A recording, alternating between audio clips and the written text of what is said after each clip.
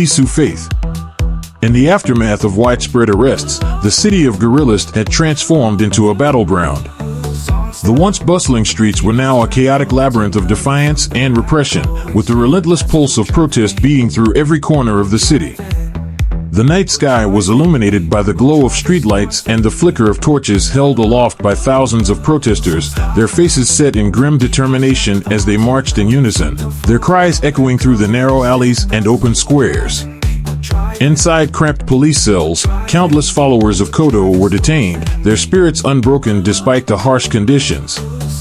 The cells, designed to hold only a few, were packed to the brim with men and women whose only crime was their unwavering belief in Kodo and the teachings of the Sisu faith. Their voices, though muffled by the thick walls and iron bars, continued to rise in chants and hymns, a chorus of resistance that defied their captors.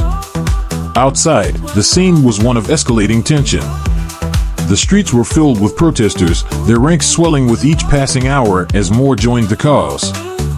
The banners they carried fluttered in the wind, emblazoned with slogans demanding justice for Kodo and the immediate release of all those unjustly detained. Their voices, raised in unison, created a deafening roar that reverberated through the city, a sound that could not be ignored by those in power.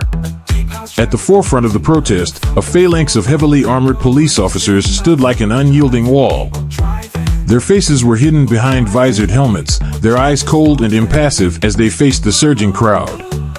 Armed with batons, shields, and tear gas canisters, they were prepared for the inevitable confrontation, their orders clear: disperse the crowd at all costs and restore order to the city.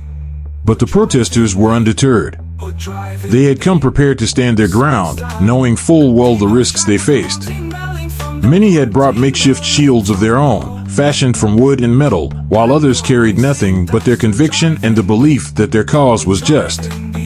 They moved as one, advancing slowly but steadily towards the police line, their voices never wavering as they chanted for freedom, for justice, and for Kodo. As the two sides drew closer, the tension in the air became palpable. The police, sensing the determination of the crowd, moved to deploy their most formidable weapon, a water cannon mounted on an armored vehicle. The cannon roared to life, unleashing a powerful jet of water that crashed into the front line of protesters with brutal force, sending many sprawling to the ground. Yet, even as the water cannon continued its assault, the protesters refused to be driven back.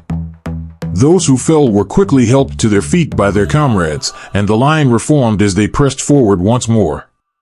The force of the water could not extinguish the fire that burned within them, a fire fueled by the injustice of Kodo's imprisonment and the harsh repression they now faced. In response to the protesters' resilience, the police escalated their tactics. Tear gas canisters were launched into the crowd, their acrid fumes spreading quickly and causing many to choke and gasp for breath. But even as the gas clouded the air and stung their eyes, the protesters did not falter. They covered their faces with cloths soaked in water or vinegar, determined to keep moving forward despite the burning in their lungs. The clash between the two sides grew increasingly intense. The sound of batons striking shields echoed through the streets, punctuated by the shouts of defiance from the protesters and the commands barked by police officers. The ground beneath them became slick with water and mud, turning the streets into a treacherous battleground where every step was fraught with danger. As the night wore on, the rain began to fall, its cold drops mingling with the sweat and tears of those who fought in the streets. The rain, heavy and unrelenting, turned the ground into a quagmire, making it difficult for both protesters and police to maintain their footing. But the downpour did nothing to dampen the spirits of the crowd. If anything, it seemed to strengthen their resolve. In the midst of the chaos, a chant began to rise above the noise, a single voice that soon grew into a chorus as more and more protesters took it up. "Free Kodo! Free Kodo!" they cried, their voices growing louder with each repetition. It was a demand that echoed through the rain-soaked streets, a demand that could not be ignored. Inside his prison cell, Kodo heard the distant roar of the crowd. Though he was separated from his followers by walls of stone and iron, their voices reached him, filling him with a deep sense of pride and determination. He knew that the struggle was far from over, but he also knew that he was not alone. His followers were out there, fighting for him, for their faith, and for the future they all believed in. Outside, the protest showed no signs of abating. The police, frustrated by their inability to break the crowd's spirit, resorted to more aggressive tactics. They charged at the protesters with batons and riot shields, determined to drive them back by sheer force.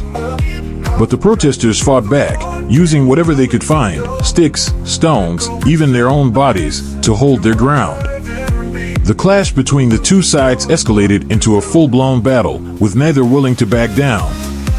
The air was filled with the sounds of conflict, the crack of batons against shields, the shouts of defiance from the crowd, and the steady drumbeat of rain on the pavement. But even in the midst of this chaos, there was a sense of unity among the protesters. They were not just fighting for Kodo, they were fighting for each other, for their right to believe, and for a future where their voices could be heard. It was this unity, this sense of shared purpose, that gave them the strength to continue, even as the odds seemed insurmountable. And so, the streets of Gorilist became a symbol of resistance, a place where the flames of defiance burned bright against the darkness of oppression. The protesters knew that their struggle was far from over, but they also knew that they were not alone.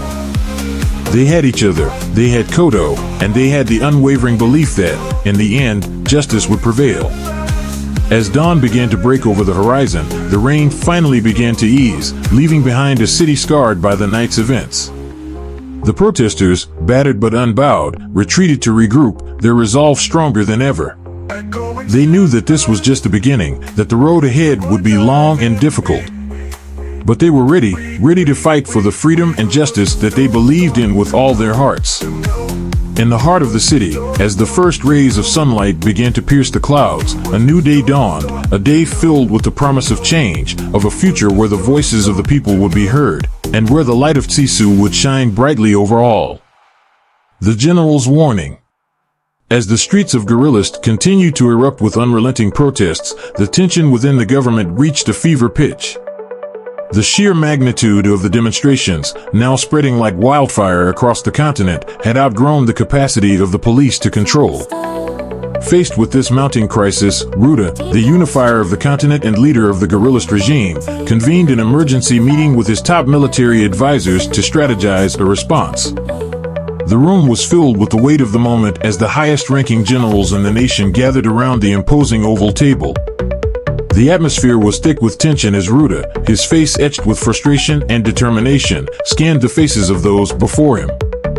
These were men who had stood by his side through countless battles, who had helped him conquer and unite the continent under a single banner.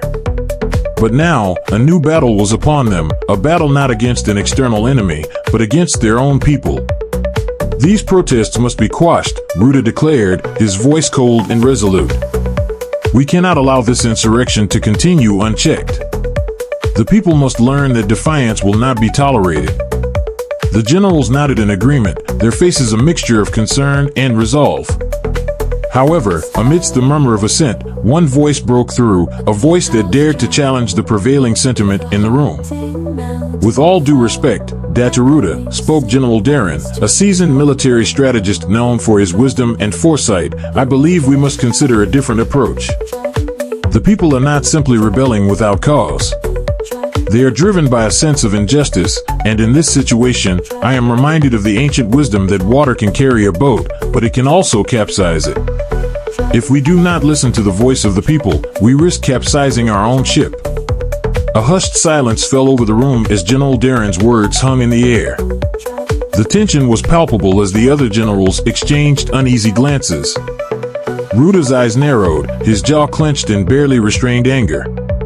The audacity of Darren's statement, to question his authority at such a critical moment, was something Ruda was not prepared to tolerate.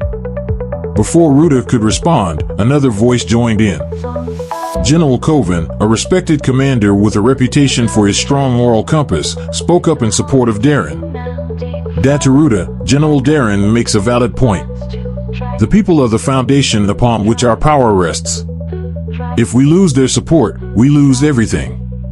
Perhaps it is time to acknowledge the innocence of Kodo and seek a resolution through dialogue rather than force. The tension in the room deepened as General Yaren, another senior military leader, nodded in agreement.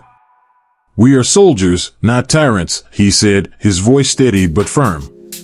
"Our duty is to protect the people, not to crush them. If we continue down this path of suppression, we may win the battle, but we will lose the war for their hearts and minds." Ruda's fury erupted like a volcano. His fists slammed down on the table, the sound echoing through the chamber as he rose to his feet, glaring at the dissenting generals with a gaze that could pierce steel. "Enough!" Ruda's voice thundered, quelling any further debate. "You dare to defy me? You dare to question my judgment? I have brought this continent to its knees, united it under one rule, and I will not allow it to be torn apart by a group of misguided zealots and their delusional leader." The room fell silent, the generals stunned by the intensity of Ruda's anger. Ruda's authority had never been questioned in such a direct manner, and the consequences of this defiance were about to become painfully clear. "I will not negotiate with traitors," Ruda continued, his voice low and seething with contempt. "Kodo is a threat to everything we have built, and I will not rest until he is crushed beneath the weight of my power. Those who stand with him are enemies of the state, and they will be treated as such." He turned his gaze to General Darren, his eyes blazing with fury. "You, Darren, have crossed the line. You are dismissed from your post, effective immediately. You are no longer fit to serve in my army." The room was struck by the severity of Ruda's decision. General Darren, a man who had served the guerrillist regime with honor and distinction, was being cast aside for daring to speak his mind. But Ruda was not finished. "General Coven, General Yaren," Ruda continued, his voice dripping with disdain, "you have shown where your loyalties lie. You too are dismissed. You will no longer serve under my command." The generals were stunned into silence. The room had gone from a heated debate to a purge of the military's top brass in mere minutes. The remaining generals, those who had not dared to speak up, sat in uneasy silence, their loyalty now cemented by fear rather than conviction. Ruda, his anger still smoldering, turned to the rest of the room. "Let this be a lesson to all of you," he said, his voice cold and menacing. "Dissent will not be tolerated. We will continue our suppression of these protests with all the force at our disposal. Kodo and his followers will be brought to heel, and this insurrection will be crushed. Do I make myself clear?" The generals, now too afraid to defy him, nodded in silent agreement. The message was clear: Ruda's rule would be absolute, and any challenge to his authority would be met with swift and brutal retribution. As the meeting concluded, the dismissed generals were escorted out, their careers and reputations shattered. The others, though still in their positions, were left to grapple with the fear and uncertainty that now gripped the military's leadership. The path Ruda had chosen was one of iron-fisted control, and they were all bound to it, whether they liked it or not. But as Ruda stormed out of the room, his mind still clouded with rage, he failed to grasp the deeper implications of his actions. The warnings of the generals, the ancient wisdom that water could both carry and capsize a boat, were lost on him. His focus was on immediate control, on maintaining his grip on power at all costs, not realizing that the very people he sought to suppress were becoming the force that could ultimately overturn his reign. Unbeknownst to Ruda, the seeds of dissent had already been sown within his own ranks. The dismissed generals, though stripped of their positions, would not simply fade into obscurity. They would become symbols of resistance, their voices amplified by the very injustice that had silenced them.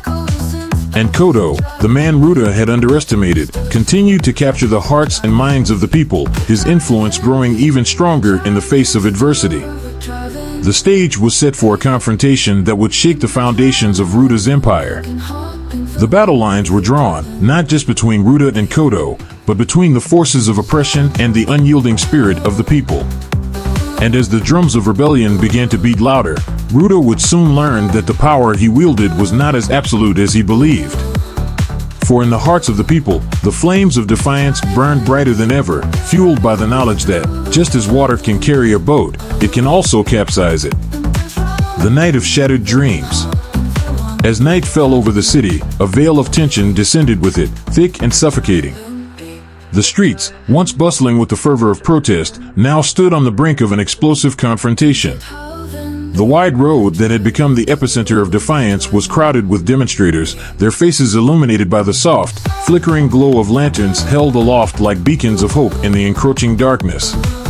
Their voices, resolute and unwavering, rose in powerful chants for freedom and justice, echoing through the night air with a defiance that seemed to challenge the very forces aligned against them. Across from the mass of protesters stood the army, a wall of disciplined might bristling with weapons and steely resolve. Soldiers, clad in dark uniforms and armed with the tools of oppression, formed an unyielding line, their expressions hardened by the knowledge of what was to come. The cold gleam of their rifles reflected the distant lantern light, creating a foreboding contrast to the warmth of the demonstrators' hopes. Orders were barked, demanding the crowd disperse, but the people held their ground, undeterred by the threats of violence looming before them. Time seemed to stretch in the charged silence that followed, each second ticking by with a heavy weight that pressed upon the hearts of all present. The tension was palpable, a taut string ready to snap, and when it did, it was with a ferocity that none could have fully anticipated. The first crack of gunfire ripped through the night like a thunderclap, startling both protesters and soldiers alike. It was a sound that heralded chaos and despair, shattering the fragile peace that had lingered on the edges of this standoff.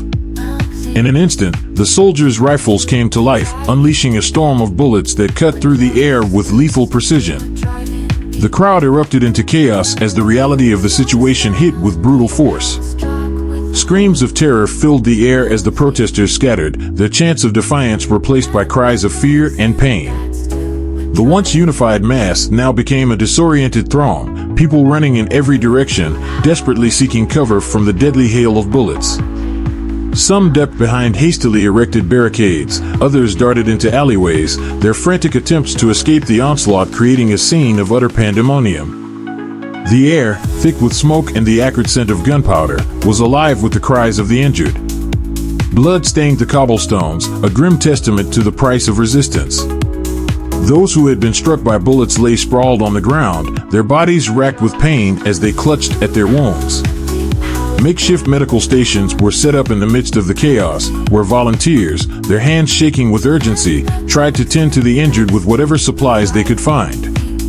The lanterns that had once symbolized hope and unity now cast eerie shadows across the scene of devastation. Their light, once steady and bright, now flickered ominously, as if struggling against the encroaching darkness.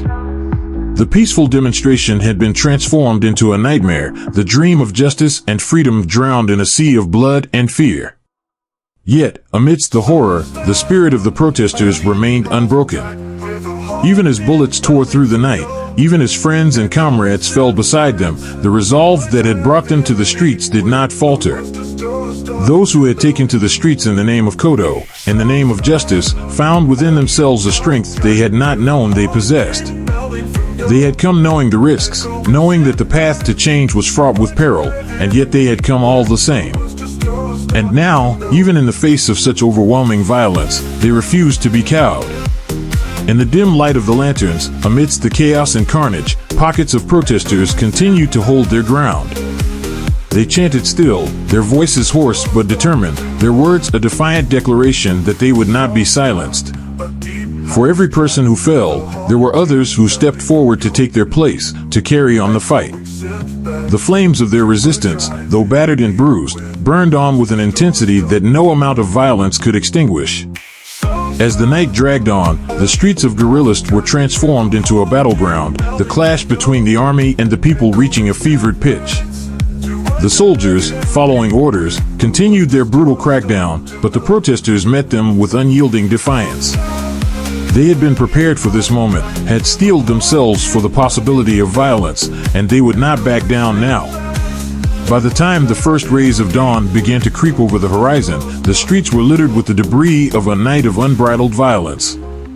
Bodies lay scattered across the blood-stained cobblestones, the wounded groaned in pain as they were tended to by those who had managed to avoid the worst of the violence, and the city itself seemed to sag under the weight of what had transpired. But even as the light of a new day began to push back the darkness, the spirit of the protests remained unbroken. The people had come together in defiance of an oppressive regime, and though they had been met with brutal force, their resolve had only been strengthened. They would not be silenced, would not be cowed into submission. The memory of the night's horrors would serve as a rallying cry, a reminder of the price they were willing to pay for the freedom they sought. The story of the Night of Shattered Dreams would spread like wildfire across the continent. The brutality of the crackdown would not go unnoticed, and the courage of those who had stood their ground would inspire others to take up the cause. Ruda's regime, though powerful, would find itself increasingly isolated, its legitimacy eroded by the blood it had spilled in the streets. The struggle was far from over. The battle for justice, for freedom, for the very soul of Guerrillist had only just begun. And as the people picked up the pieces of their shattered dreams, they did so with the knowledge that they were not alone, that they were part of something greater than themselves. They were the water that could carry the boat, and if need be, they could also capsize it.